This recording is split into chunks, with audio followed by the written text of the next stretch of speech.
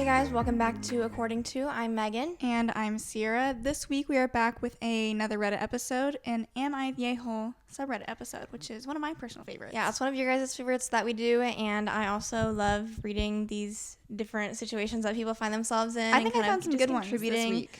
Our thoughts. So, like always, we'll start off with our weekly spotlights, and I don't think we have too much catching up to do, honestly, because life has been laying pretty low. I guess, have we recorded since No, this is our first one since graduating. I mean, I still don't know if there's much to catch up on. We graduated. Yeah. We're both DPTs we are now officially Dr. Megan and Ciera Stitz DPT, although I don't personally, I'm not super tied to, the whole doctor title, but, it's there if you want it. So, weekly spotlight. My weekly spotlight for this week, other than graduating, it's been nice to have a pretty relaxed schedule recently, and just being able to kind of sleep in a little bit more, and not be super rushed with things. So I've just been enjoying the time off, I guess. It's not really off, but I don't have somewhere I need to be at a certain time of the day. So I've also been enjoying my time off, and graduation was a lot of fun. Got our family to head up to Iowa City for Thursday and Friday, so it was a little 2-day adventure with everyone there. So it was nice, and we had one last hurrah with all of our class together, and now who knows when we'll see people next. Yeah, I don't know. Anything I wanted to add? I don't think so. I've also been enjoying kind of the low-key schedule. I was talking to Megan about how I feel like I'm sleeping a lot more for some reason. I don't know if I was down on sleep just for my clinical rotations. I didn't feel like I was, but I've been going to sleep around 11, which is what I was doing for my clinicals. And, I set my alarm for 7 this morning, and I don't know if it's just because I don't have anything physically that I have to get up for, that I'm just why not sleep in? I really should, I'm developing a not so great habit right now of, I wake up and then I just, go on my phone because I don't have, any immediate thing that I need to do, and then I just, get stuck on my phone doing nothing for for much longer than I need to. Yeah. It'd probably be more beneficial for me to just, get up, get going with anything else that I have in my day, rather than just ending up on my phone. But I'm also okay, it's fine to take it easy. It's Christmas coming up, gonna have a few days where we can relax there. So while I do want to do some productive things this week, it's fine if it's not 100%. Yeah. Otherwise, I think that's about it to catch you guys up on. Oh, we also will have a TC2 video up if you guys are interested or you watched that channel before. We posted one yesterday as of the time of this episode going up. So, and so that's an exciting thing. We literally haven't posted on there in over a year. Maggie posted once in April, and we posted a short from an older video that we had, and I'm interested to see the response that it gets. I don't know view wise what it'll do. I really have no idea, but I am proud with the effort we put into the video and how it turned out, and Maggie already watched it and she thought we did a nice job with editing, and I felt it was a just solid video to come back with because it was relevant to the channel, what it used to be, but also very relevant where we are at in life now, and it didn't feel we were going back in time and putting on a persona or anything of I don't know. It's never that we were characters on TC2, but you get in a certain mode when you're in front of a camera and your job is to entertain, and that's what we did a lot of on that channel. Although you could argue that some people there was a time in high school and stuff for sure, people were you guys are not entertaining enough, or you guys don't smile enough, you don't laugh enough. So you could argue that we've never really been the boisterous and loud entertainers that some people think you need to be on YouTube, but we're always just well, we're just being ourselves here, so what can you do? Anyways, other than that, happy early Christmas or Merry Christmas if you guys celebrate. Happy holidays. And next week I'm excited, we're gonna do an episode where we kind of end off the year by recapping our goals and resolutions for the year. We did that last year as well. And so I honestly I really haven't looked at my list. Which is probably not good. Which probably is not good. And then maybe I wouldn't be surprised if like then after that, going into New Year's, we make like a new resolutions type of thing, or maybe we'll add that in next week. But Ciera kind of started doing something else, or is trying a different approach this year, so we can kind of jump into that a little bit next week or the week after as well. Anyways, who wants to get started with the first Am I the A-hole? I can go first. If you guys are not familiar, or this is your first time listening, this is a podcast episode that Megan and I do where we go onto reddit.com. There's a subreddit called Am I the A-hole, where people will post a submission of a scenario that happened to them in real life and try and figure out if they were the a-hole or if someone else was the a-hole in this set scenario. And we talk to you guys about it. Sometimes we'll read some of the comments and get some outside perspective. So this one is, am I the a-hole for throwing away the expensive whiskey my brother got me for my 40th? I'm 40 male, just turned 40 last week. I'm divorced and have 2 teenage kids with my ex-wife, 17 male and 14 female. My whole family came to my and my girlfriend's apartment last Saturday for my birthday party. My parents, some aunts and uncles, some cousins, my 3 brothers with their families, my 2 kids, and my girlfriend's 15-year-old son who lives with us. I am a recovered alcoholic. I've been sober for 6 years now. Alcohol absolutely ruined my life. It destroyed my marriage and nuked my relationship with my kids for years. I don't allow alcohol in my home now for anyone. It just isn't served or tolerated here. My entire family knows this very well, as they know my entire history with alcohol. For my 40th, my brother bought me a very expensive bottle of whiskey. It had writing on it, a very heavy bottle, and very old whiskey, so it probably cost him a couple $100. When he gave me the bottle, I was shocked and said, I don't drink, but thanks for the gift. He then opened the bottle and started pouring shots in plastic cups for everyone. My daughter had a panic attack at the smell of alcohol, which I've been painfully aware is my fault, and I will never forgive myself for it. So I told my brother to take the alcohol out to the balcony and just leave it there. He wouldn't do it and took a shot of the whiskey. I told him to seriously stop it, and he proceeded to pour the whiskey. He then said I'm acting like a sober saint now when I ruined everyone's birthdays for years with my drinking. I told him to come to the hallway with me and talk it out. He refused and put a glass of whiskey in my hand. I took the trash out, threw the whiskey bottle in it and the plastic cups, and took the trash out. Or I took the trash can, and then he said the rest. My brother then stormed off, and my mom followed him. She later called me demanding an apology for disrespecting my brother like that. My dad said I was being overly sensitive, and some of my other family members also agree. Am I the a-hole here? That seems like a very insensitive gift and weird situation all around. I agree. I would say he's not the a-hole, and I am shocked that that happened, honestly. I agree. And you'll be happy to know that most of the comments also say not the a-hole.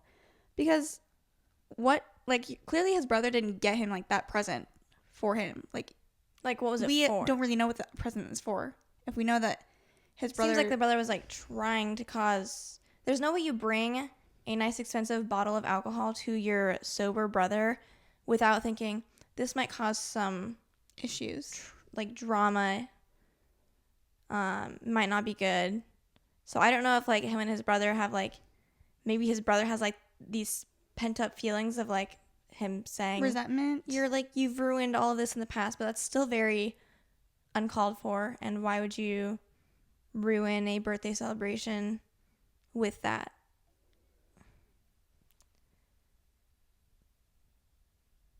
All right, on to the next one. Yeah. Okay. So, am I the a-hole for announcing my pregnancy news on the same day my cousin announced she was engaged?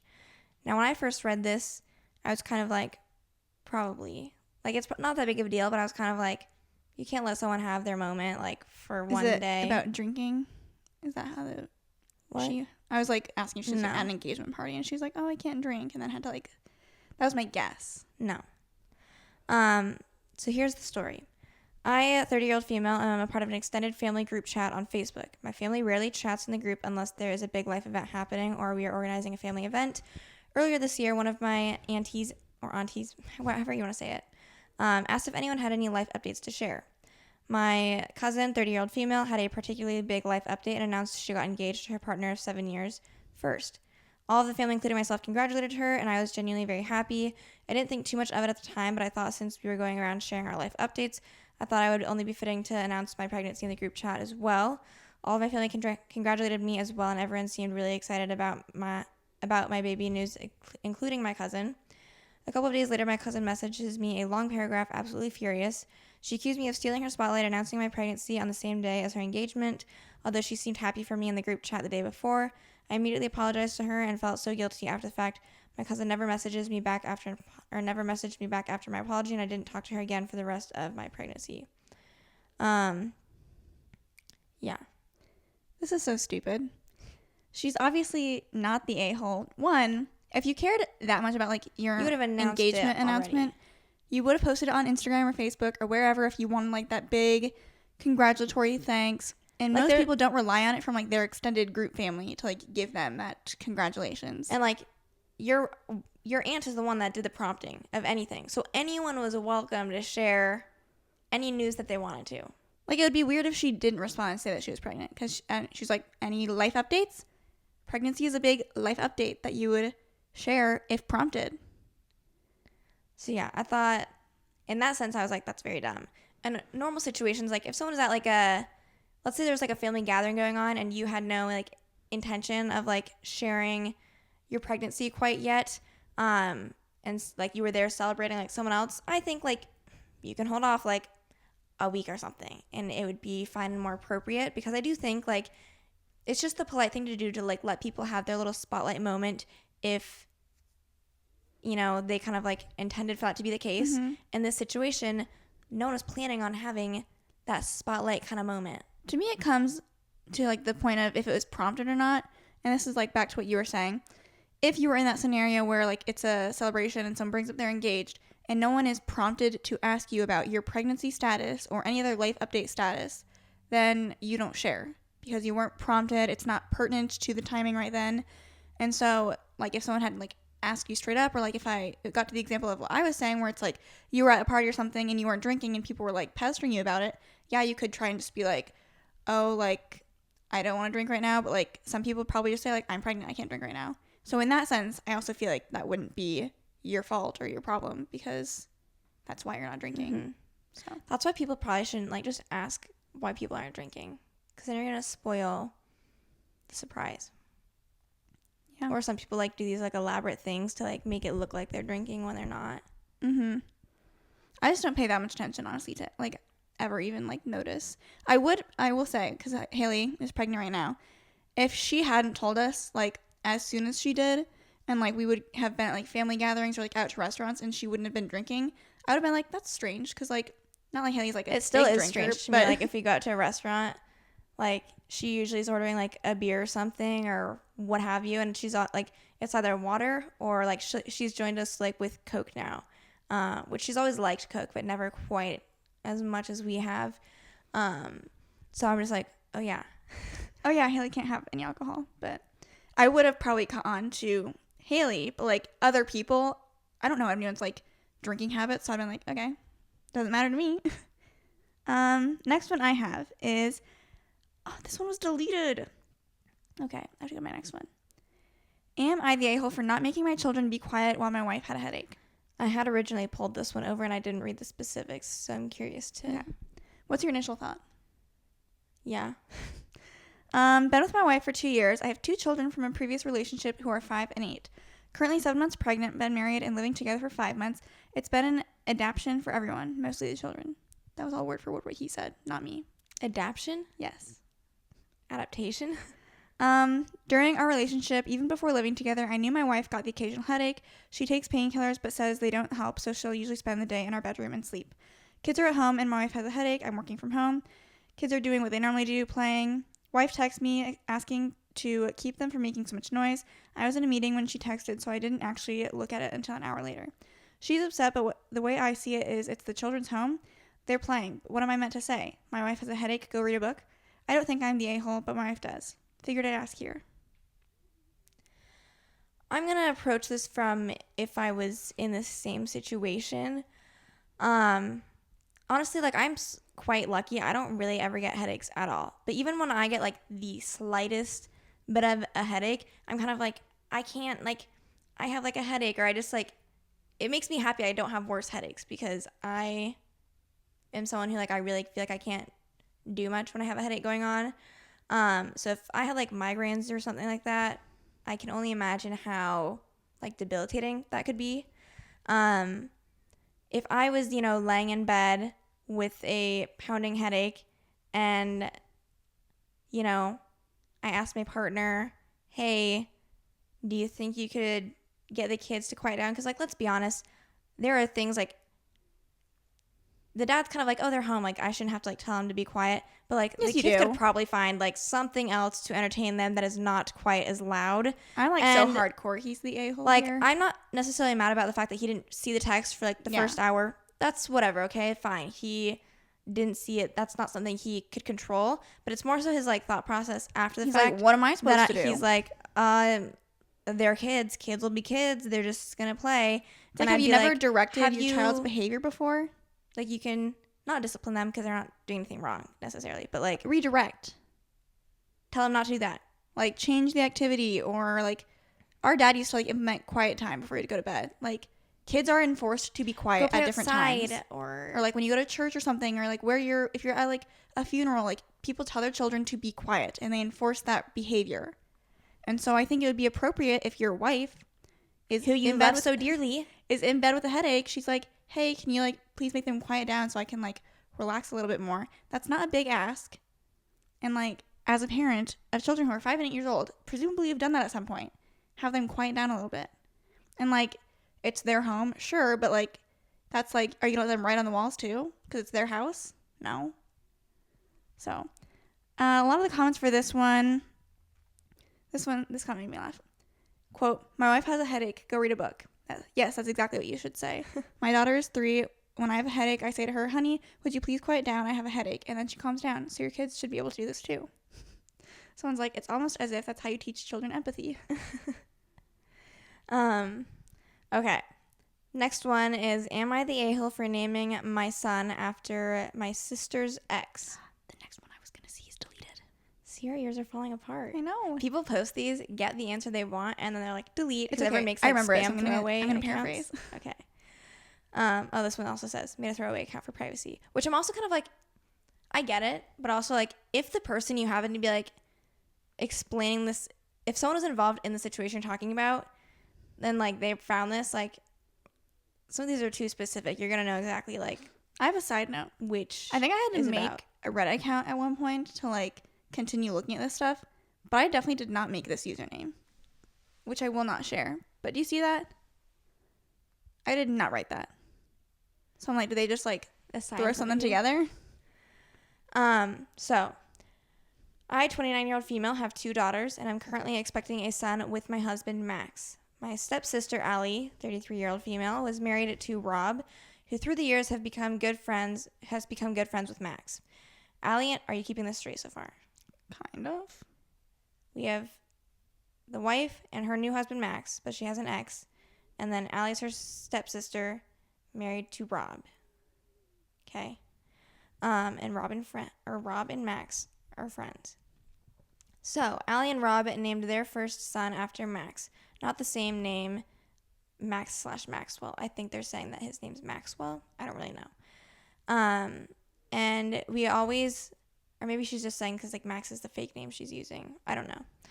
We always said we would return the favor. I read that and I was kind of interesting. That they would name their kid just after? The fact of returning the favor. Oh, we'll return the favor when we have a kid. We'll name him after you. Okay. Allie and Rob went through a nasty divorce about 3 years after she discovered he was having an affair. Afterwards, I stopped hanging out with Rob as much, but Max and Rob are still very close, which brings us to today. Max's brother, as a Christmas gift, is making wood art of our son's name. We decided to publicly announce his name since everyone is going to know soon. We decided to go ahead with the variation of Rob's name. We did a name reveal on Facebook and immediately began to get comments. My stepmom and Allie began so much? To blow my phone up, telling me I can't name my baby the chosen name because I'm throwing Rob in her face and disrespecting her. I pointed out that Allie and Rob share kids, so he's in her life forever. At this point, we feel that the name is our son's name because it's basically been his name in our mind the whole time. Allie is not speaking to me at this time, and I'm feeling awkward about going to my parents' house for Christmas, blah, blah, blah. What are our thoughts on this situation? Here's what I think. It would be one thing if neither of them were friends with Rob at all. Sounds like the husband is still friends with Rob. It sounds like the wife is indifferent about Rob, from what I'm gathering. At least enough to say, yeah, we can still go through with like, clearly it wasn't an issue for either of the parents, and ultimately that's who gets to name the baby. Yeah. I mean, I can definitely sense, like, this isn't a clean-cut situation. Like, you can't act like Allie in this situation, like, you're not going to be bothered because you're like, you know, he cheated on me, and now he's you're not a great still dude. Maintaining the promise that you kept just because whatever. I think it more so would be like questioning their loyalties to him, but like if those loyalties are still there, the name makes sense. So that you can say maybe their loyalties shouldn't have been with Rob, but that's not the question here. Yeah. So, and Allie probably knew that they were still friends with Rob, so it shouldn't be that surprising to her. I don't know. Yeah. Okay. So, unfortunately, a lot of my subreddits, I found them yesterday, and then I opened them up today. And quite a few of them are being deleted for no reason. But I'm going to paraphrase. A lot of people are saying you're the a-hole. Interesting. Which, like, I get, but, like, at the end of the day, the parent's going to name the kid whatever they want. And also, if it's, like, as common of a name as, like, Rob or something like that, obviously it's probably, like, made up. But if it's a common name, then, like, whatever. You know? Could be after anyone.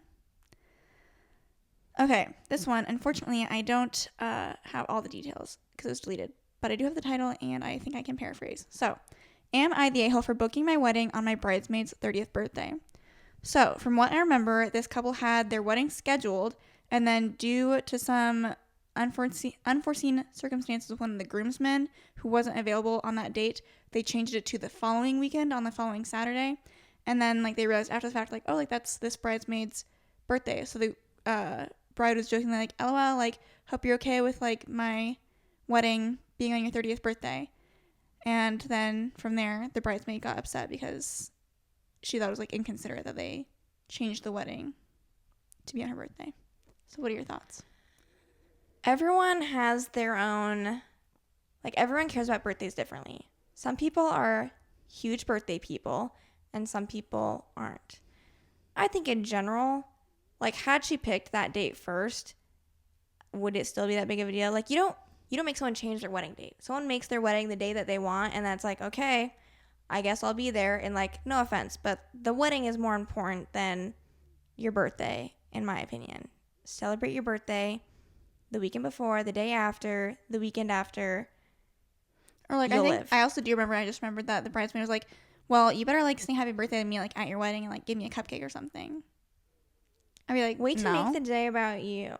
I'd be like, you can bring something for yourself, but I'll give you, like, a small little gift. And I think that, like, part of it is we don't make birthdays a big deal. Like, we don't really do anything for our birthday. Like, we might go to dinner or something. Our family, like, gets us, like, a couple gifts or something. But I personally, like, I wake up and I'm like, okay, whatever. We don't make a big deal out of it. Interestingly, I see one person say, you are the a-hole. You already rescheduled once because someone in the wedding party had a conflict. You still have a conflict. Pick another date. I disagree with that. I don't remember what the conflict that the groomsman had, but I believe it was something that would have made him, like, unavailable for the day. A birthday doesn't make you unavailable. Like, if you had scheduled plans, then, like, maybe be like, I can't be a bridesmaid anymore. Like, if you're like, I'm going on a cruise for my birthday. I can't be there. Okay, then you're not in the wedding. Or maybe they'll change the wedding if you had something to that extent. But just because it's your birthday, that doesn't mean anything. There's a lot of people's birthdays. And you guys might disagree, which is fine. But I'm like, to me, a birthday does not, like, if someone's like, oh, like, we're doing this on August 31st, I'd be like, that's my birthday. Like, I wouldn't do that. I'd be like, you can't do anything on August 31st. Like, that's my birthday. I'd be like, okay, birthday plans. I feel like part of how you worded that made it sound like you were like, no, we can't do something on my birthday. But maybe I just misunderstood. I think I was, like, acting like the person in here. I think. And I don't remember what I said, but. Okay. Am I the a-hole for refusing to buy my husband an expensive car even though I have the money? I only skimmed this, so I don't fully know what I'm getting into.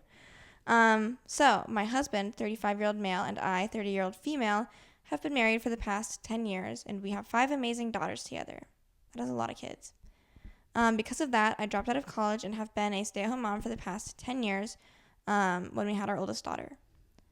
My husband is the breadwinner, and I take care of all the chores and childcare. While my husband earns quite a bit of money, which allows us to live comfortably, he is also obsessed with budgeting. Thus, I typically only have enough for household expenses. For the past 5 years, I've been working on a series of books.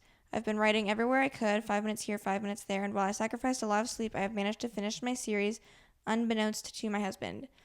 I kept it a secret because he always considered it a waste of time. It was tough, but I managed to get an agent and was incredibly lucky to get a deal to have my series published. I was ecstatic. When they told me how big my advance would be, I almost fainted. It's much more than I expected for a first-time deal. It's in the higher 5 digits. I haven't told my husband yet, and I had to borrow money from my sister to get an accountant. Ideally, I want that money saved up should something happen, because I honestly don't know the details of our home finances or for our kids' future. Whatever will be needed, plus I would love to have some spending money without asking my husband. However, my husband found my contract, and he's now demanding I get him a new car for Christmas, a very expensive new car, which would cost a majority of my advance. I politely refused, saying that he didn't need a car that expensive and that money was supposed to be saved up. I tried to explain my position, but he wouldn't have it. He basically called me an a-hole without actually using the word. He said that because he supported me all these years, I owe him, and without him and his money, I wouldn't be where I am now. He's told me that I either buy him a car or I have to start paying for household expenses half and half. The thing is, I would still be a stay-at-home mom. I don't know if my book will be a success. For all I know, this will be the only money I will ever get from my book deal because it'll flop. This is one of those situations where I think there's like a larger... There's more going on. There's a larger reevaluation that needs to be taking place. And it's this whole relationship, really. This is also why I get really weary of like having one breadwinner versus like a stay-at-home parent, is because I feel like you can convince yourself as much as you would like that you guys are equals and you're making equal sacrifices, but I always think that even if you tell yourself that, no one actually believes that. It's very rare that the breadwinner is fully thinking like they're doing just as much as I am at home. I feel like the breadwinner is always going to have the mindset of like, I'm the one providing for the family, you're just staying home. And then here we see it all coming together where now he's like, you owe me. I am owed this, not because like I'm not considering the fact that you've stayed home and raised the kids all these years and that was what you were doing for me working. He's like, no, you owe me now. Rather than like, this could just be money for everyone or for the family or saving it for the future. But it's very selfish on his part. And I would reconsider more than just this situation. So I largely agree with you on what you just talked about. I kind of second all of the thoughts about, to me, if you are someone who is going into a marriage or relationship deciding that one person will be the breadwinner and one person will be a stay-at-home parent, you have to believe and truly believe there's only like our that you're doing equal uncle, but opposite tasks. Our aunt and uncle, they actually do this. Our aunt is the breadwinner and our uncle is like stay-at-home dad / like he does other like small like things and projects for other people like for money on his own. They're the only example that I can like think of where like it actually 100% does work for them. Maybe it's because like it's not the typical gender roles, I don't know, but I know they both very like they respect each other and value the other person, and it's not this whole like so and so owes me this because I'm over here sacrificing this. But most of the time like it does not work. And like when you then come into that agreement, it's not the breadwinner cannot be like, this is my money and this is how I've supported you. It is, you are coming to the agreement that it is collectively your money. The wife is doing her part, or whoever is staying at home is doing their part by taking care of the kids, taking care of the home. That's how they're contributing and like quote unquote earning their money. And a lot of people too will do this if, let's say, they're not in a job where they make enough money, where like daycare is so expensive sometimes that like the sacrifice is, okay, I could either work and basically my entire salary is going to daycare, or, you know, I can remove that expense, but you're also not making the money. But in a way, like, that's the trade-off. It's not like you need someone to watch your kids, so it's not like it's free and just an easy job. So, but then the other part that we haven't even really touched on is like he feels like he's owed a car. Like, it's a big big gift. Like, if anything, you would think that the money that you've earned, which I think it's weird that she kept this a secret from him anyways. I feel like that highlights some underlying problems. I know. I'm like, so did you kind of see this being an issue when your husband was going to find out? Like, he's not supportive of you. I just am seeing all sorts of red flags, which is upsetting because they've been together for 10 years. And I know marriage is not sunshine and butterflies and rainbows. I get that. But there are certain things that I read and I'm just like, you put up with that? Right? Anyways, so I just think that it's strange. Like, you would think, I don't know what her plan was when, like, she obtained the finances. Clearly you wouldn't be able to hide that. It also sounds like they just don't even know their financial situation, so they should probably figure that out collectively, like, how much money do they have? Because she seemed a little bit concerned about that. But was her plan, like, okay, once I get this advance, this is going to be just put into our pool of money? Because it sounds like they share all of their earned money anyway, so would it just join that pool? I don't know if she planned on keeping it separate, but, like, you would have had to have had that discussion with your partner at some point. It's presumptuous of him to think new money means I get a car. I don't know how he worked that out in his brain. But, yeah, definitely not the a-hole. I would be shocked if any of the comments said anything different. Everyone that I'm seeing is, like, not the a-hole or the first person is, like, this whole long paragraph of just, like, them kind of being in, like, a similar situation or, like, with, like, an emotionally and mentally abusive husband, and they're kind of saying, like, get out.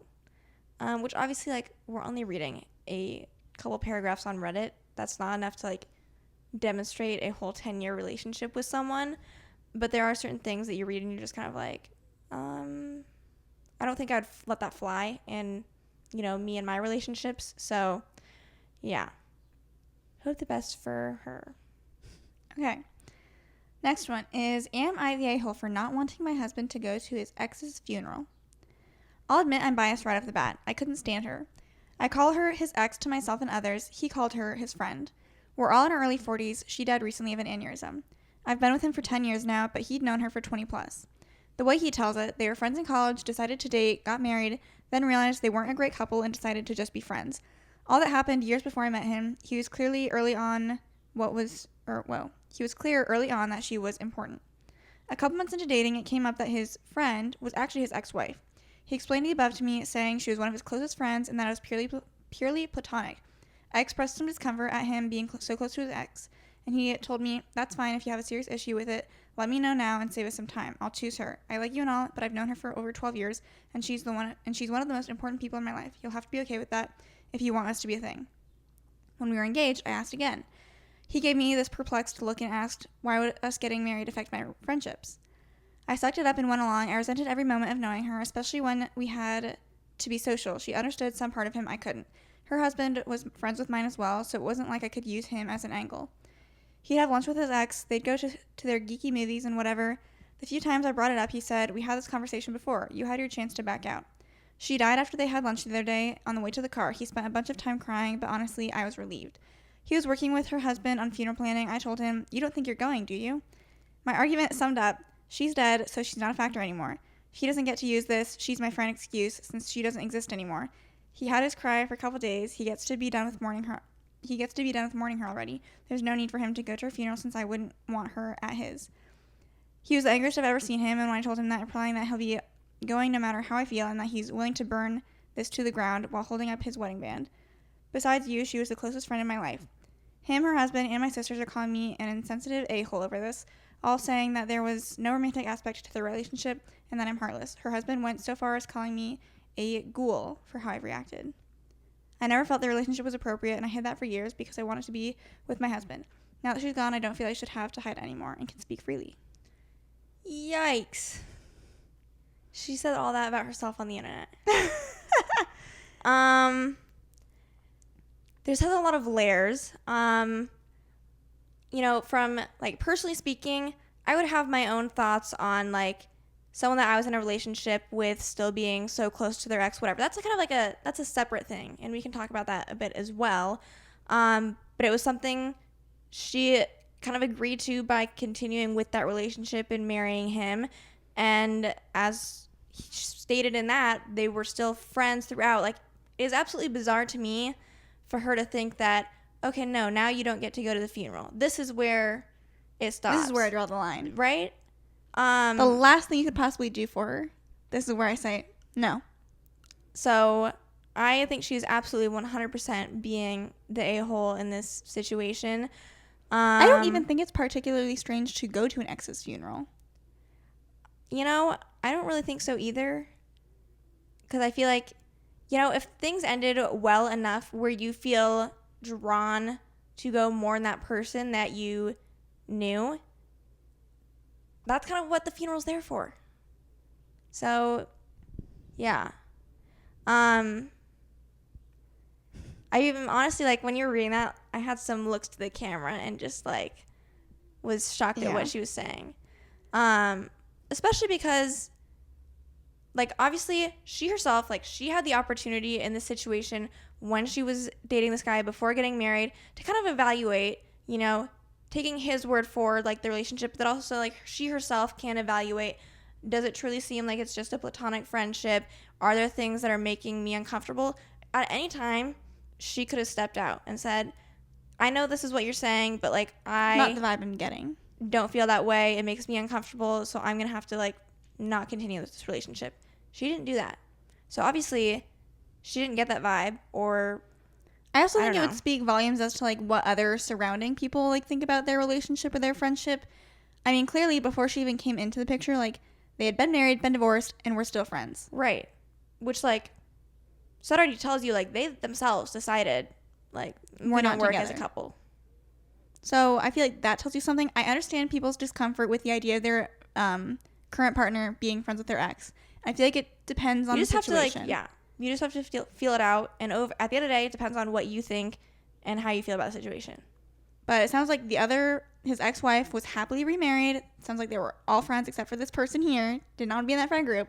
And so, to me, if it's just a friendship, and clearly one that he valued quite heavily, I would hope that you would want him to go mourn. And it doesn't even surprise me he's over here saying, like, I'm going to go to this funeral regardless of what you say, like, even if it impacts our marriage, because, like, I don't know if it seems like they're vibing a whole lot. I don't know.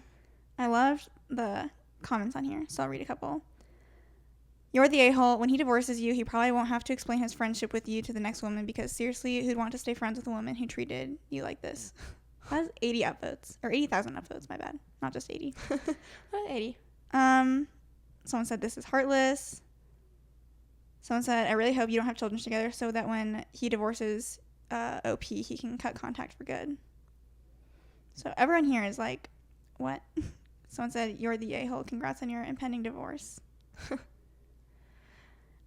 Okay, wow. When I first read the title, I was like, I thought it was going to be like the scenario of like maybe like a husband going to his ex-wife's funeral, like, and they had kids together. I was like, that's not strange to me. Again, it wouldn't really be strange to me if it was just like an ex that you didn't have any like other contact with. I just feel like it's fair to mourn anyone that you had a close relationship with. But okay, am I the a-hole for redoing my nursery after my sister already designed it for me? My sister is my sister is an interior designer, so she was eager to design a nursery for us. We hired her when I was 4 months pregnant, and at the time, I loved what she'd done with it. But the closer I've gotten to my due date, the more the nursery was bothering me. My husband saw me crying over it a few times, so he decided to hire a new designer to redo the nursery since it was upsetting me so much. I finally told my sister a few days ago, and it didn't go over well. She's angry because she thinks I lied about loving the nursery in the beginning, and she thinks we would have hired her again to change it. And she thinks we should have hired her again to change it. I don't know. Megan's just reading it. She keeps telling everybody I'm ungrateful, and our dad and her mother think I should have spoken to her before hiring somebody else to change the nursery, and that I really should have hired her to redo it, as it was obvious she would be upset about me choosing somebody else to erase all of her hard work. So, what are our thoughts? This is like, it really doesn't matter at the end of the day. It's one of those lighthearted ones. I'm sure everyone's going to get over it eventually, but I kind of think she is the a-hole. Like, to me, I know it's like your relationship with your sister, but like it's part of an interior designer's job to revise what you dislike. And so to me, it would have made sense for them to go back to her sister and say, hey, we did like this when you first did it. Now it's a few months later and we don't like it as much. Can we make these changes? And then you work with the designer to make said changes. That's usually what you would do. Unless you absolutely like hated, like if you had an awful experience with a designer, then yeah, you find a new one. But it sounds like they didn't hate the design initially. So you say, can we revamp this in some way? Yeah. And it's kind of just like, as the sister, you wouldn't feel great not, like, you did all of that hard work. And, like, sure, they hired her, so she, like, still got paid and whatnot. But, like, still a little personal to have, like, your I'm just designs change. Let's say, Haley's in the situation right now. We're not interior designers. But let's say Haley asked us to design the nursery. We did that whole thing, and then we go to her house and, like, it's completely different. How'd you feel? A little bit like, why did I even bother? I'd be like, why did I put this time and effort into this? I'm a little, like, my feelings are hurt. You could have just told me you didn't like what I had decided. Like, I'd be very upset. So, I think, again, it's not that deep, but I do think she is a little bit of an a-hole. I just feel like she could have gone about it better rather than going behind her sister's back and finding someone else. Okay, next one that I have. Am I the a-hole for not answering my coworkers' calls and messages during lunch and after hours? My coworker has been calling and messaging when they know I'm taking my lunch and when I'm done for the day. When this happens and I see the notification, I don't answer anymore. I handed in my 2 weeks yesterday morning, and I'm so over this place from burnout. My coworkers' messages all start with "Hi" or "Are you available to call?" with no context on what it entails. They never elaborate on their issue after that. They just go straight into calling me despite me not replying. Sometimes they don't even ask if I'm available and call me out of the blue. My coworker said I was rude for not answering her calls and messages, and that they all would have been very quick to address. She said because I was training her to take over my responsibilities, I should be more responsive and ensure that she learns everything before I leave. Since we don't have much time, I have to be more obliging and more of a team player.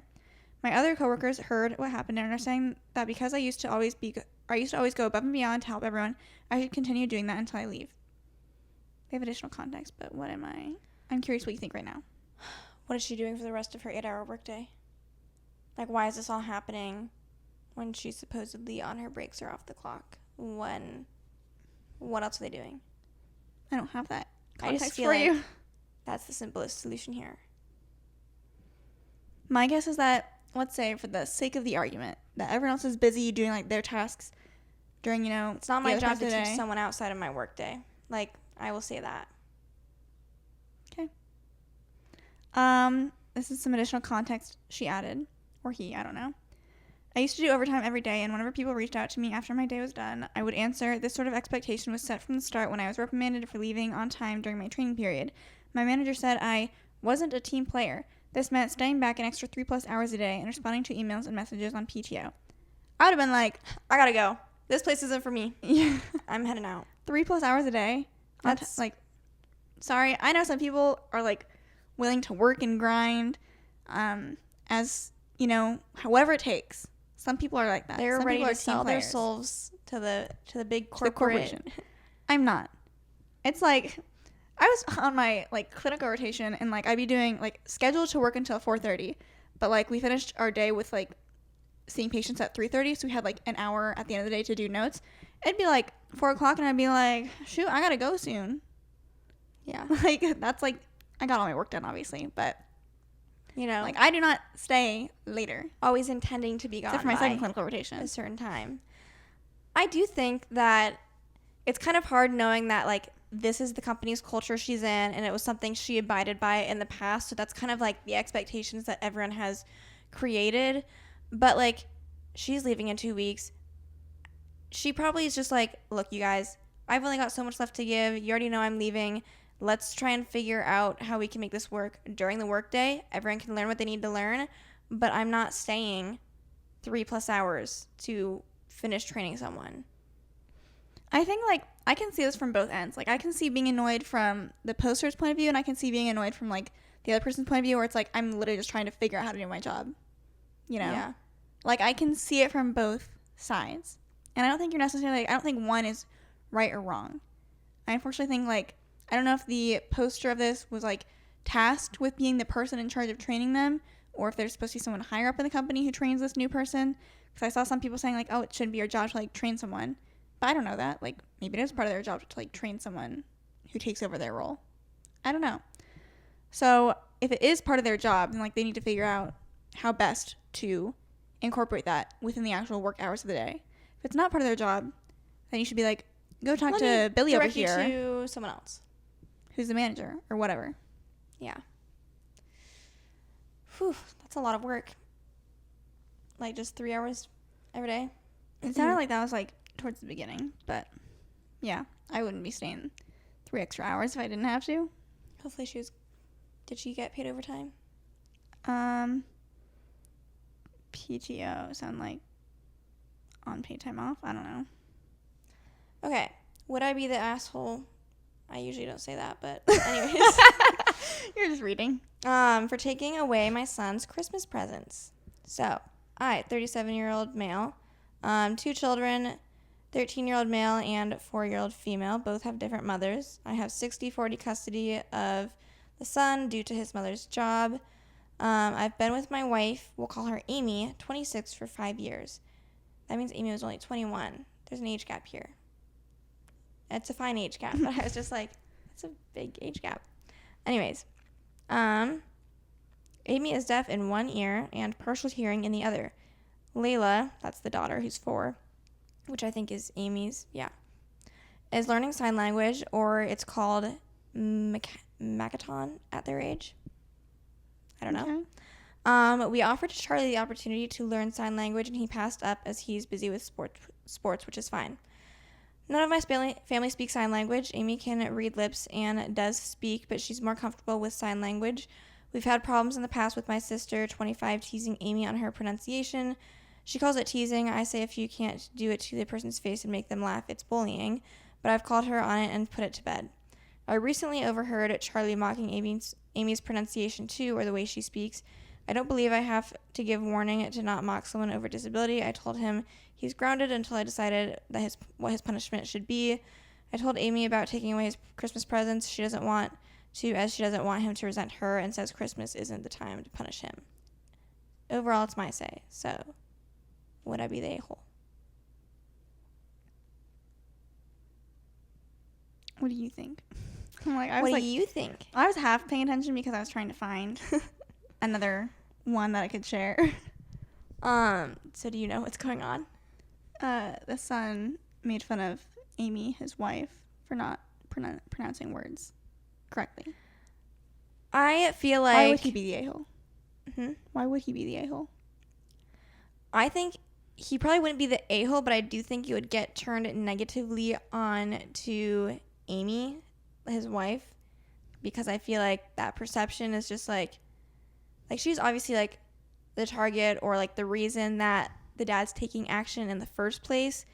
And so even though it's the son is the one who made the comments and the dad's the one doing the discipline, since it involves her, I feel like you don't want to like prolong or drag out like you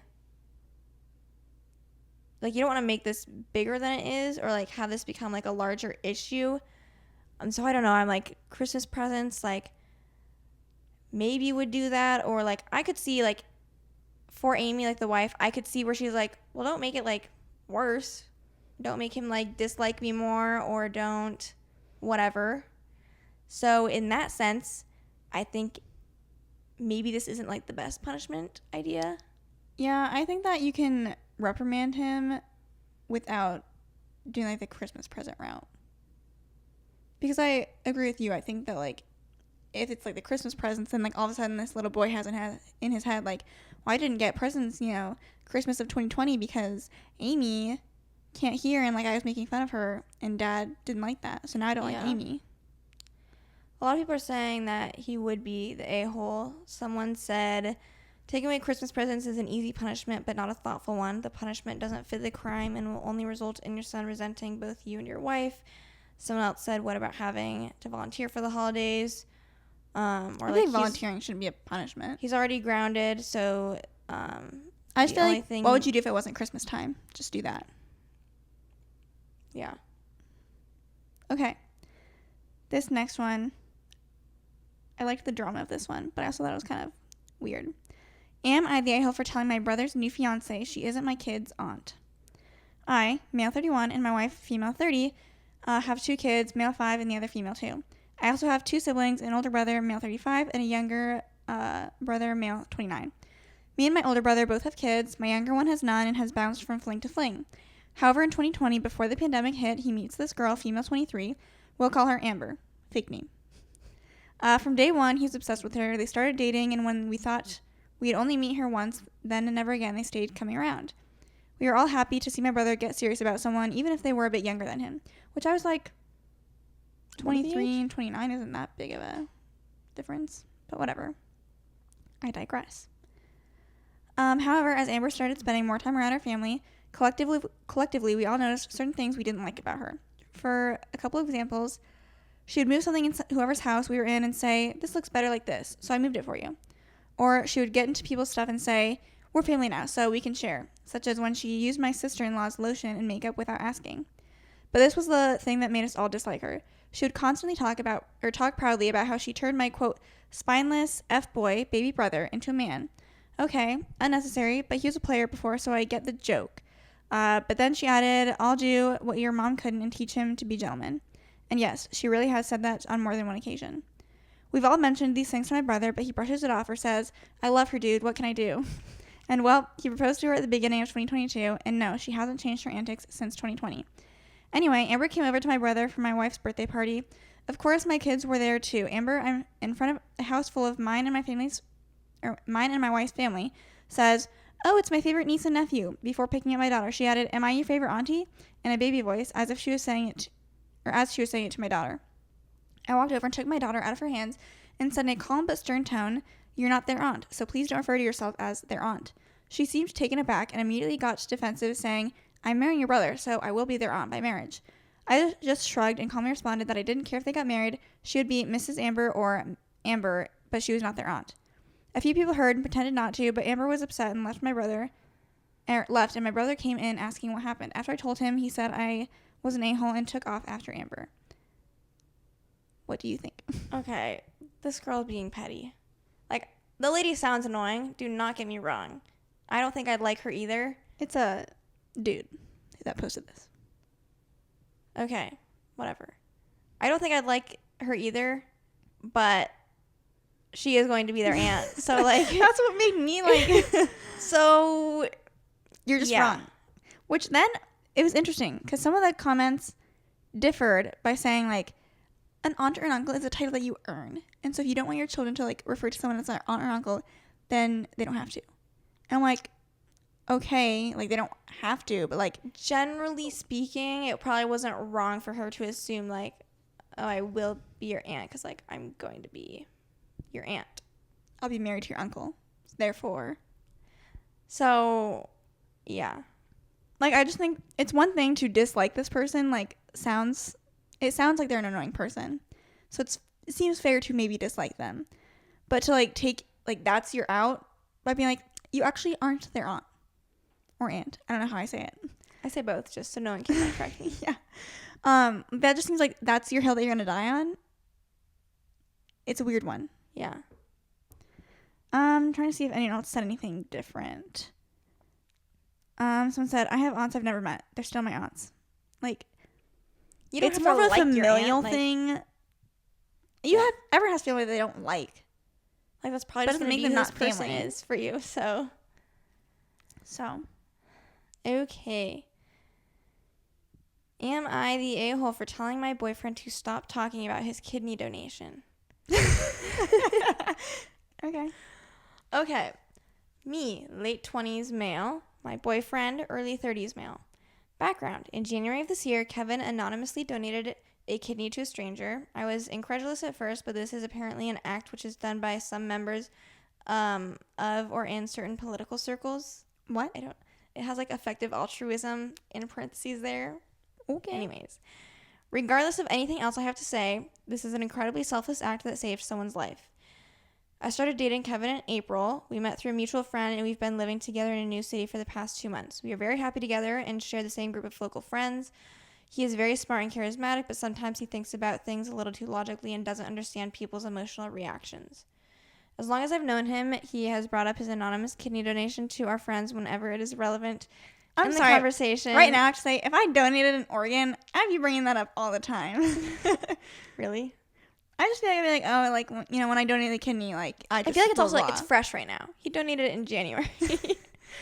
Give it a couple years and it'll... Anyways. And he sometimes makes it a point to bring it up when we are meeting new people. Kevin has an elevator pitch for why everyone who is healthy enough should be a living or live kidney donor. I won't reproduce the pitch here because this is not a debate sub, but trust me that it is very persuasive and Kevin delivers it really well. Okay. To his credit, he's not pushy about it. I told him early on that I have no plans on donating one of my kidneys, and he respected that wish. He's also not pushy towards others. As soon as he meets resistance, he's happy to change the subject. But every time we go out together, I end up listening to him tell new people about his choice and give the pitch sometimes multiple times a night. Here's the thing. I am tired of hearing his aggressive pitch again and again. It makes me feel like I'm a bad person for not donating one of my kidneys, even though that's an extremely reasonable thing not to do. So I told Kevin that when we were out together, he had to stop making his pitch. Since then, he has been going to various events without me much more than he used to. Kevin told me that he didn't realize the pitch made me feel bad to hear, because if it made me feel bad, then presumably it was persuasive, but clearly it can't have been too persuasive because I am standing by my choice not to donate. I didn't have a response to that, so I just went to bed without saying anything else to him. I'm embarrassed to say we've been avoiding the issue since. This is like the funniest one we've ever talked about. This is so funny. Okay. What are your thoughts? Is he the a-hole for wanting his significant other to stop talking about it? Yeah. I mean, I don't think he's an a-hole. Look, this is just kind of like one of those things in a relationship you got to navigate. Your boyfriend seems like a good, nice person with good intentions who, like, you know, maybe he just feels called to, like, say it's really, like, a great thing that you can do to save someone's life. I imagine as someone who did that and, like, being on the other side, he was like, I just saved a life. Like, everyone should do it. Right. So however, I'm not surprised he's talking about it. I can also understand being someone who's just, like, with him all the time. You're kind of like, we get it. Stop talking about it. I think it's just one of those things you kind of have to, like, let it settle down. Navigate. It'll settle down. And yeah. I think it'll no one's the a-hole. Time. No one's the a-hole here. I like you guys. That's what I have to say. I think we should wrap it up here. Because I don't have any more. That's fine. I only had one more, but I didn't really care about it. I actually skipped that one to go to this last one. Okay. Well, I'm glad we got this one in. I think it's a good one to end on. Hopefully, guys. Also, I do want to say, I don't know what effective altruism is, but, like, some people are saying it's, like, cult-like or utilitarian, or I don't know. So, like, we don't know background or anything on that. So, like, disregard that as part of the story. Well, I think that one is a good stopping point for us. Hopefully, you guys enjoyed listening to this episode. And if you're watching on YouTube, make sure you subscribe to the YouTube channel. And if you're listening on Apple Podcasts or Spotify or wherever, make sure you subscribe or do whatever you need to do to stay up to date with our episodes on there. Otherwise, we will talk to you guys next Thursday. Bye.